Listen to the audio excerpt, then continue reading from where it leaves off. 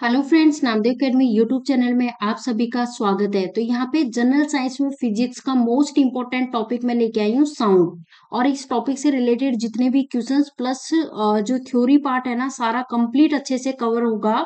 और क्वेश्चंस जो एग्जाम में पूछे गए क्वेश्चंस है ना, चाहे कोई सा भी एग्जाम हो, चाहे रेलवे का एग्जाम हो, चाहे एसएससी का कोई भी एग्जाम हो, चाहे स्टेट लेवल का क्वेश्चन स्टेट लेवल का एग्जाम हो, जहां भी इस टॉपिक से क्वेश्चंस पूछे गए वो सारे क्वेश्चंस मैंने इस वीडियो में कंप्लीट कवर किए हैं। तो फ्रेंड्स, बिना किसी देरी के सेशन को स्टार्ट करते हैं। देखो, क्वेश्चंस करें उससे पहले थोड़ा सा आपको ये पता होना चाहिए कि साउंड की बात हो रही है तो साउंड होता क्या है।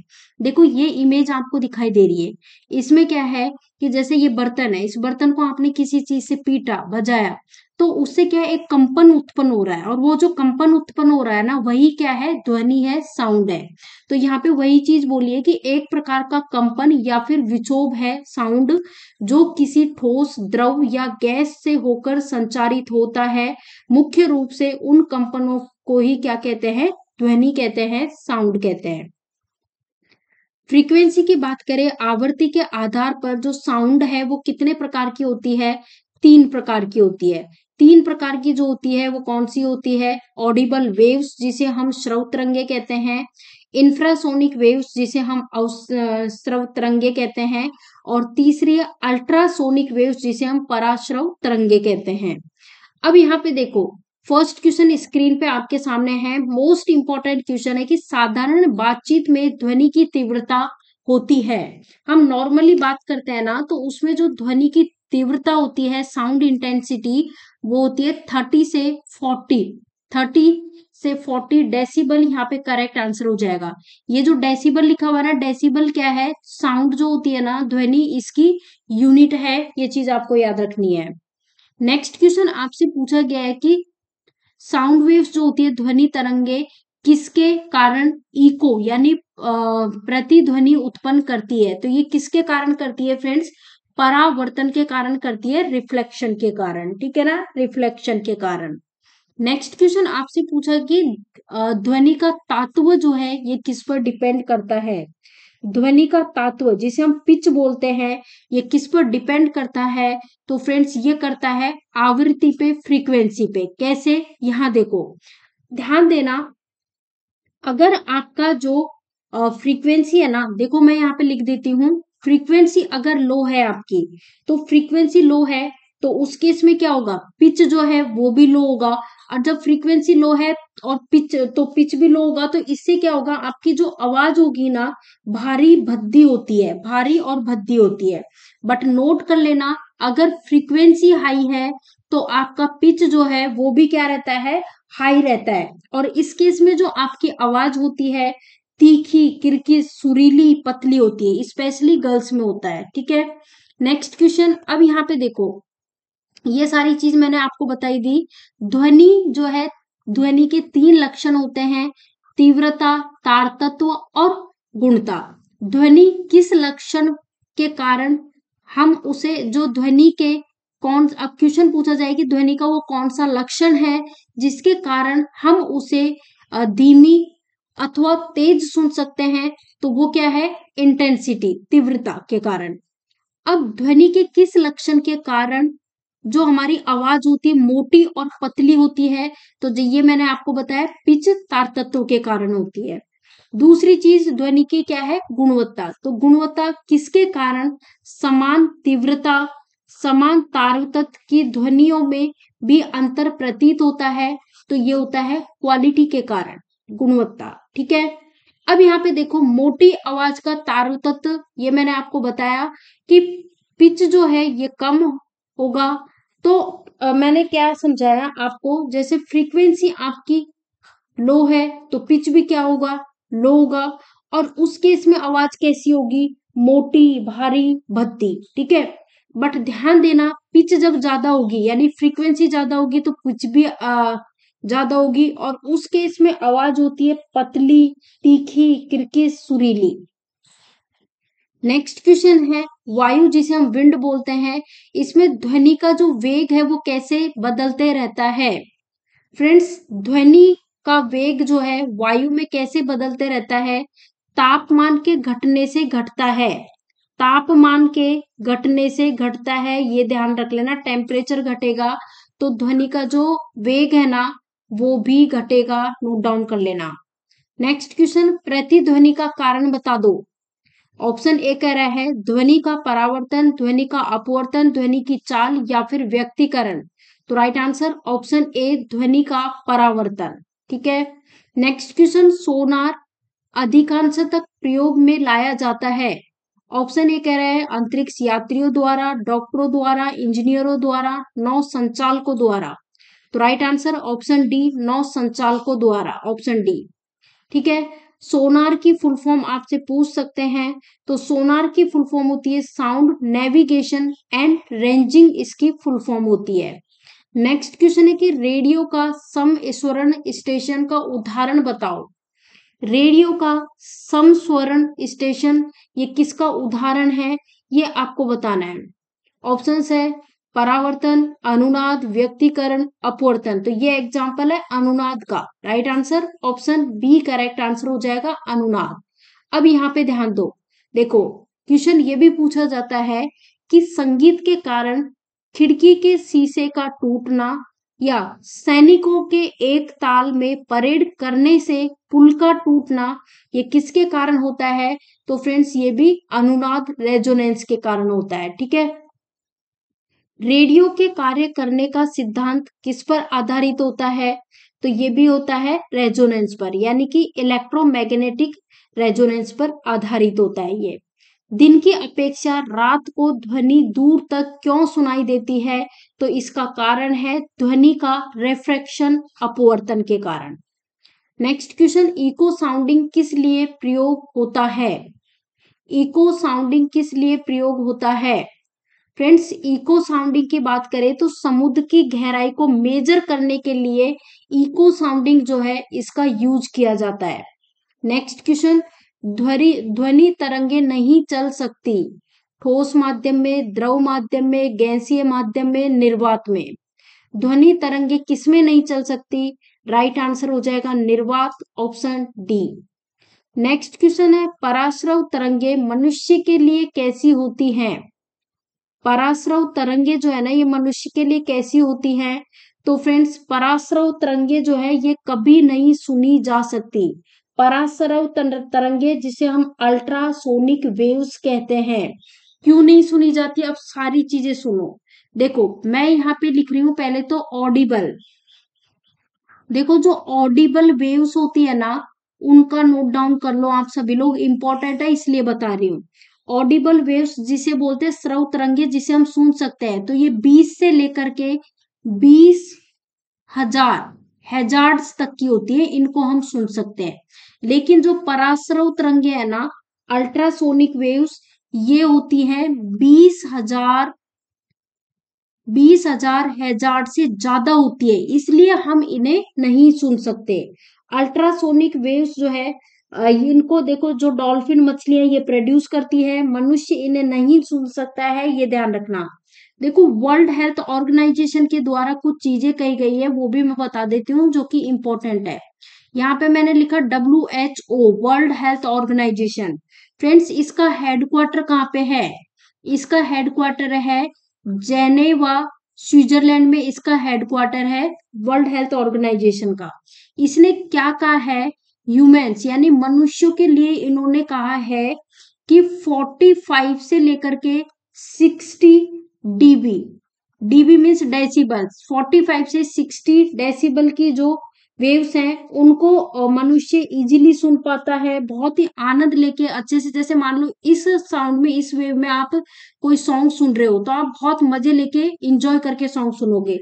लेकिन ध्यान देना अगर आपने उसकी साउंड ज्यादा बढ़ा ली, 75 डीबी से ज्यादा कर ली, तो इससे आपको इरिटेशन होने लगती है। और अगर साउंड को आपने और ज्यादा बढ़ा लिया यानी कि 80 डीबी से ज्यादा बढ़ा लिया तो कान से खून भी निकल सकते हैं और बहरे होने की संभावना भी हो सकती है। अगर साउंड को और ज्यादा आपने बढ़ाया, 140 डीबी से ज्यादा आपने कर लिया, तो ध्यान दो इंसान पागल भी हो सकता है। ठीक है ना। नेक्स्ट क्वेश्चन, अब देखो ये सारी चीजें तो मैंने आपको बताई दिए हैं।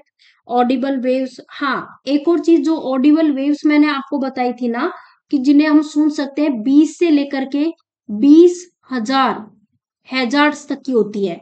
लेकिन इंफ्रासोनिक वेव्स जो कि 20,000 से नीचे की, यानी 20,000 से कम वाली जो वेव्स होती है उसे हम क्या बोलते हैं, इंफ्रासोनिक वेव्स बोलते हैं। हमारे कान इन वेव्स को नहीं सुन सकते हैं। इस प्रकार की तरंगे जो है बहुत बड़े आकार के स्रोतों से उत्पन्न की जा सकती है। अब देखो इन वेव्स को हम तो नहीं सुन सकते, लेकिन कौन सुन सकते हैं फ्रेंड्स, कौन सुन सकते हैं बताओ। इन वेव्स को कुत्ते बिल्ली जो है ना वो सुन सकते हैं, कुत्ते बिल्ली सुन सकते हैं। इसीलिए जब भी भूकंप आने वाला होता है ना, पहले किसको पता लगता है, कुत्ते बिल्ली इनको, क्योंकि ये 20,000 से कम वाली वेव्स को भी सुन सकते हैं। ठीक है, ऑडिबल वेव्स जिन्हें हम सुन सकते हैं उसके बारे में ऑलरेडी मैंने सारी चीजें आपको बता दी है।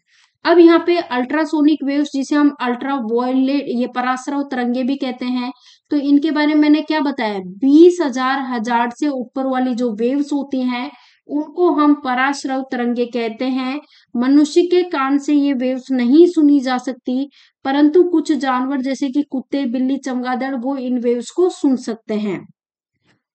इन तरंगों को गॉल्टन की सीटी के द्वारा तथा दाब वैद्युत प्रभाव की विधि के द्वारा क्वार्ट्ज के क्रिस्टल के कंपन से उत्पन्न होती हैं। ये भी आप याद रख सकते हो, ठीक है ना।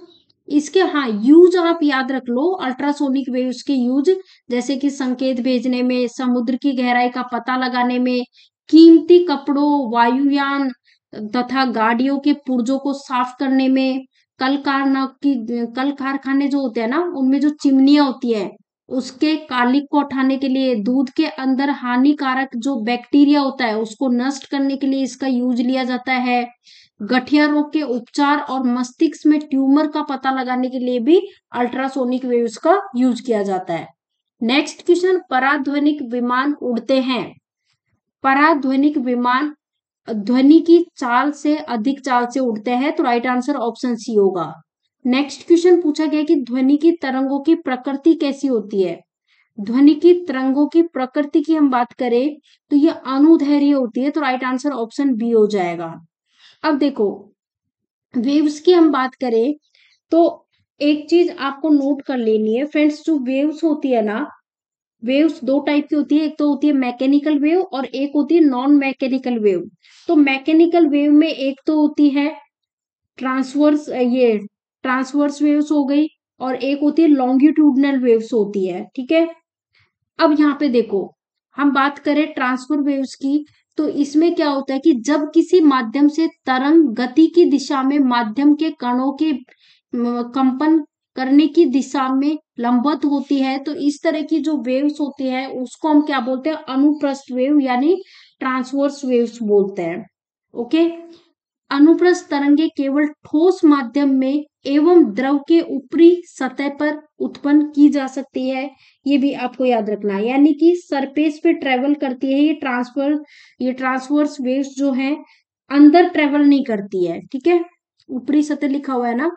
सितार के तार से तरंगे उत्पन्न होती हैं, ये किसका कारण है, तो इसका कारण है अनुप्रस्थ तरंगे। इस तरह के क्वेश्चन एग्जाम में पूछ लिए जाते हैं। अब हम बात कर रहे हैं लॉन्गिट्यूडनल वेव्स के बारे में। फ्रेंड्स लॉन्गिट्यूडनल वेव्स में क्या होता है कि ये अंदर ट्रेवल कर सकती हैं, बट ये सरफेस पे ट्रेवल नहीं कर सकती है। इसका एग्जांपल है साउंड। देखो यहाँ पे वही चीज बोली गई कि जब किसी माध्यम में तरंग गति की दिशा माध्यम के कणों के कंपन करने की दिशा में समांतर होती हैं, तो इस तरह की जो वेव्स होती है, तरंग होती है, उनको हम अनुदैर्घ्य तरंग लॉन्गिट्यूडनल वेव्स कहते हैं। एग्जाम्पल, वायु में उत्पन्न तरंगे, भूकंप में उत्पन्न तरंगे, स्प्रिंग में उत्पन्न तरंगे। गैस में तरंगे उत्पन्न की जा सकती है, ये भी ध्यान रखना। किसके कारण की जा सकती है गैस में तरंगे उत्पन्न, लॉन्गिट्यूडनल वेव्स के कारण। अब यहाँ पे ये सारी चीजें मैंने ऑलरेडी आपको बताई दी है कि जो अनुदैर्घ्य तरंगे जिसे लॉन्गिट्यूडनल वेव्स बोलते हैं, इसका मैंने आपको समझाया कि ये अंदर ट्रेवल कर सकती है, लेकिन ध्यान देना सरफेस पे ये ट्रेवल नहीं कर सकती है। और इसका उदाहरण मैंने क्या बताया, साउंड। ठीक है ना। अब हम बात करेंगे थोड़ा सा इलेक्ट्रोमैग्नेटिक वेव्स के बारे में। फ्रेंड्स, इनके संचरण के लिए माध्यम की आवश्यकता नहीं होती है, ठीक है ना, माध्यम की आवश्यकता नहीं होती है। और ये जो तरंगें हैं निर्वात यानी वैक्यूम में चल सकती है, प्रकाश की गति से चलती हैं तथा अनुप्रस्थ प्रकार की होती हैं। प्रकाश विद्युत चुंबकीय तरंगों के रूप में संचारित होता है। अब यहाँ पे क्वेश्चन कर लेते हैं। नेक्स्ट क्वेश्चन आपसे पूछा गया है कि स्टेथोस्कोप ध्वनि के किस सिद्धांत पर वर्क करता है। तो जो स्टेथोस्कोप जो है ना, देखा होगा आपने डॉक्टर्स के पास में, तो ये है ना, ये किस सिद्धांत पर वर्क करता है, परावर्तन, साउंड का जो परावर्तन सिद्धांत है ना उस पर वर्क करता है। नेक्स्ट क्वेश्चन है, परासर्व तरंगे होती हैं। तो परासर्व तरंगों का मैंने क्या बताया था, 20,000 हजार से अधिक होती हैं। तो करेक्ट आंसर ऑप्शन सी होगा। अब देखो ये सारी चीजें परासर्व तरंग के बारे में ऑलरेडी मैंने आपको बताई दी है। 20,000 हजार से ऊपर की ये तरंगे होती हैं। मनुष्य के कान इन्हें नहीं सुन सकते हैं, ध्यान रख लेना, ठीक है। नेक्स्ट क्वेश्चन, ध्वनि प्रदूषण किससे मेजर किया जाता है। ध्वनि प्रदूषण को किससे मापा जाता है। तो राइट आंसर हो जाएगा डेसिमल में, ऑप्शन सी डेसिमल में। नेक्स्ट क्वेश्चन है कि निम्न में से किसके द्वारा ध्वनि प्रदूषण होता है। मोटर गाड़ी, रेलवे इंजन, पॉप म्यूजिक, हवाई जहाज की उड़ान भरना। तो हवाई जहाज की उड़ान भरना करेक्ट आंसर हो जाएगा, ऑप्शन डी। नेक्स्ट क्वेश्चन आपसे पूछा गया है कि रडार की कार्य प्रणाली निम्न सिद्धांत पर आधारित होती है। रडार की जो कार्य प्रणाली है ये किस सिद्धांत पर आधारित होती है। तो रेडियो तरंगों का परावर्तन, ऑप्शन बी करेक्ट आंसर है। नेक्स्ट क्वेश्चन आपको बताना है कि किस माध्यम, आपको बताना है कि कौन सा मीडियम है जिसमें ध्वनि साउंड सबसे तेज चलती है। तो फ्रेंड्स ये चलती है ठोस में। किसमें, ठोस में, ऑप्शन ए। नेक्स्ट क्वेश्चन यहाँ देखो, आपको बताना है कि वायु के तापमान, जो एयर टेम्परेचर होता है ना, इसमें परिवर्तन से ध्वनि यानी साउंड का निम्नलिखित में से कौन सा गुण, कौन सी क्वालिटी प्रभावित होता है। तो राइट आंसर हो जाएगा आवृत्ति, ऑप्शन सी। नेक्स्ट क्वेश्चन, स्त्रियों की आवाज, स्त्रियों की जो आवाज है पुरुषों की अपेक्षा पतली होती है, क्यों होती है, कारण बताओ। देखो इसलिए होती है क्योंकि जो स्त्रियों की आवाज है ना, इसमें क्या होता है कि जो फ्रीक्वेंसी है, ध्यान दे लेना फ्रेंड्स, फ्रीक्वेंसी क्या होती है, हाई होती है। और फ्रीक्वेंसी हाई होती है तो जो पिच होता है वो भी हाई होता है। और जब पिच हाई होगा तो उस केस में क्या होता है कि जो आवाज होती है ना वो तीखी, किरकिरी, सुरीली, पतली होती है, स्पेशली गर्ल्स में होती है। तो आप देख लो कौन सा ऑप्शन है, ऑप्शन ए, स्त्रियों की आवाज की फ्रीक्वेंसी जिसे हम बोलते हैं ये आवर्ती, तो ये क्या होती है, अधिक होती है, ठीक है। अब देखो यही चीजें यहाँ पे समझाई है, ऑलरेडी मैं बता चुकी हूँ। तो बढ़ते हैं नेक्स्ट क्वेश्चन की ओर। यहाँ पे बोला गया है कि दिए हुए एक माध्यम में एक ध्वनि तरंग की आवर्ती यानी फ्रीक्वेंसी तो कितनी दे रखी है, 200,000 दे रखी है फ्रीक्वेंसी। तो फिर वेग जो दे रखा है, वेग कितना दे रखा है, वेग दे रखा है 440 मीटर पर सेकेंड। तो इसकी तरंग धैर्य आपको निकालनी है, तरंग धैर्य इसकी आपको निकालनी है। तो इसके लिए कुछ भी नहीं है, इसके लिए देखो एक फॉर्मूला का यूज करना है। देखो हमें दे क्या रखा है पहले, तो यहाँ फ्रीक्वेंसी इसको मैं डिनोट कर रही हूँ, एन से डिनोट कर लेती हूँ। कितनी दे रखी है, 220,000 दे रखी है। वेग को मैंने यू से डिनोट कर लिया, 440 मीटर पर सेकेंड दे रखा है। निकालना क्या है, ये निकालना है। अब फॉर्मूला क्या होता है, u equals to n into lambda. तो ये तो हमें निकालना है, तो ये निकालना है तो हम यहाँ क्या करेंगे, u अपॉन एन कर देंगे। u की वैल्यू कितनी दे रखी है, 440, अपॉन में n की कितनी दे रखी है, 220। अब कैंसिल कर दो यहाँ पे, ये कितनी बार कैंसिल होगा, तो ये 2 बार कट जाएगा। तो लेमडा की वैल्यू क्या आ गई, 2m, यहाँ पे करेक्ट आंसर हो जाएगा, ठीक है ना। देखो आप चेक कर सकते हो, जो चीजें मैंने बताई है वही चीजें यहाँ पे लिखी हुई है, ठीक है। चलो देखते हैं नेक्स्ट क्वेश्चन। पूछा गया है कि चंद्रमा पर धरातल से दूर विस्फोट सुनाई नहीं पड़ता है, इसका कारण बताओ। फ्रेंड्स ये इसलिए नहीं सुनाई पड़ता क्योंकि वायुमंडल की अनुपस्थिति होती है, इस कारण से नहीं सुनाई पड़ता। नेक्स्ट क्वेश्चन, डॉपलर प्रभाव संबंधित है। पहले तो बताओ डॉपलर इफेक्ट से क्या समझते हो। देखो, जब कोई ऑब्जेक्ट गति में होता है तो गति के साथ साथ उसकी साउंड फ्रीक्वेंसी लगातार चेंज होती रहती है, उसे हम क्या कहते हैं, डॉपलर इफेक्ट कहते हैं। इसका एग्जाम्पल मैं दूं तो जैसे मान लो यहाँ पे आप खड़े हो, ठीक है, ये यहाँ पे आप खड़े हो। अब यहाँ से फ्रेंड्स ये आप देखो, जैसे मान लो यहाँ से एक ट्रेन आ रही है, क्या आ रही है, ट्रेन आ रही है। अभी ये जो ट्रेन आ रही है ना, जैसे जैसे ये नजदीक आएगी, जैसे इसने सीटी दी तो आपको यहाँ पे थोड़ी दूर से देगी तो कम सुनाई देगी, फिर थोड़ा नजदीक आके सीटी देगी तो और तेज सुनाई देगी, और नजदीक आके देगी तो और तेज सुनाई देगी, और नजदीक आके देगी तो और तेज। यानी कि इसमें क्या हो रहा है कि जब कोई ऑब्जेक्ट गति में होता है, तो ट्रेन चल रही है ना, गति में है ना, तो गति के साथ साथ उसकी जो साउंड फ्रीक्वेंसी है वो भी चेंज हो रही है। अब यहाँ से दूर से दी तो कम सुनाई दी, फिर तेज, फिर तेज, फिर तेज, तो ये चेंज हो रही है कि नहीं हो रही। तो इसी को हम डॉपलर इफेक्ट कहते हैं। तो राइट आंसर यहाँ पे हो जाएगा डॉपलर प्रभाव का संबंध साउंड से है। नेक्स्ट क्वेश्चन, पास आती हुई रेलगाड़ी की सीटी की आवृत्ति फ्रीक्वेंसी बढ़ जाती है, ऐसा किस घटना के कारण होता है। तो अभी तो समझाया है मैंने, डॉपलर इफेक्ट के कारण, ऑप्शन बी।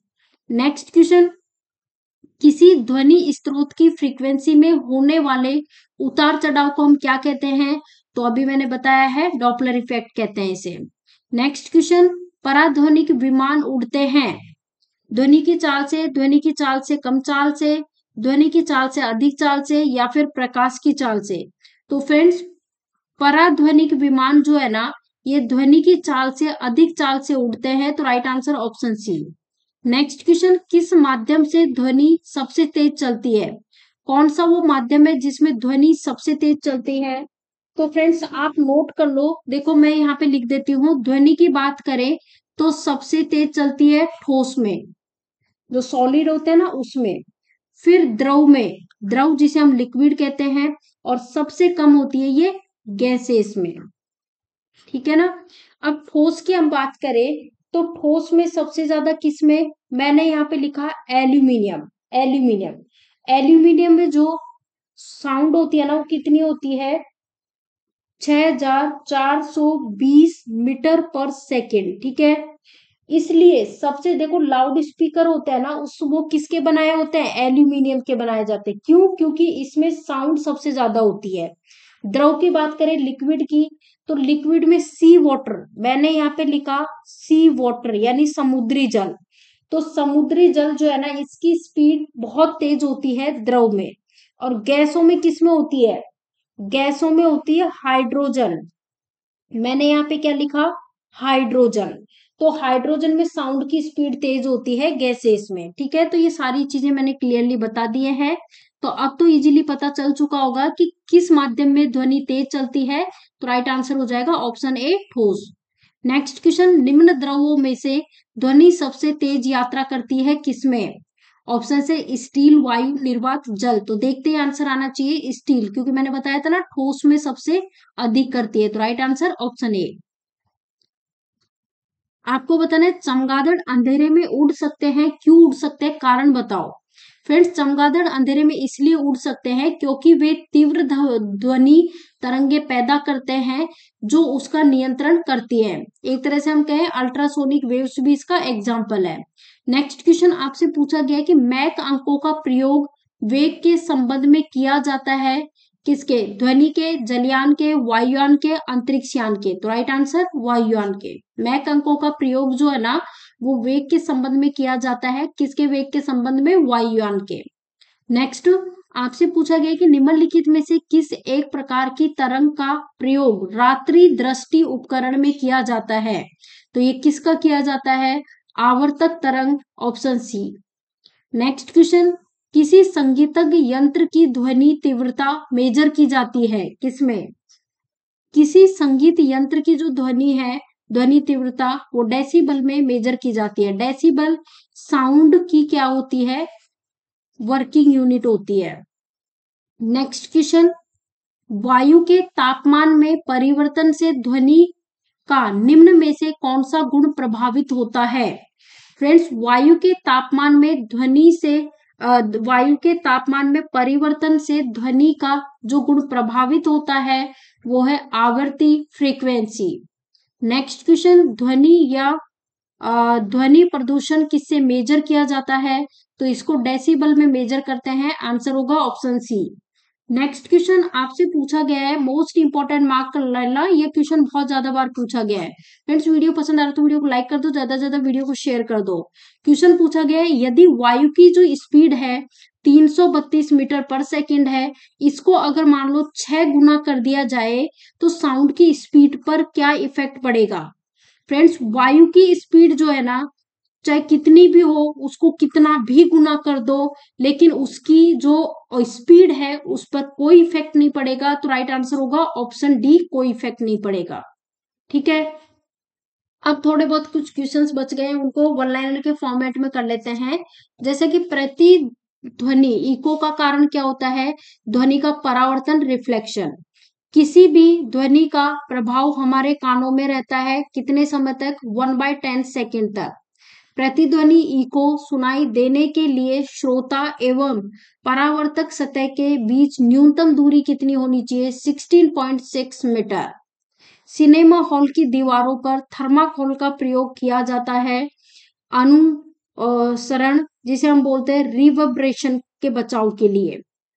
नेक्स्ट, बंद कमरे में भी ध्वनि जो है साउंड उसका सुनाई देना, ये किसका कारण होता है?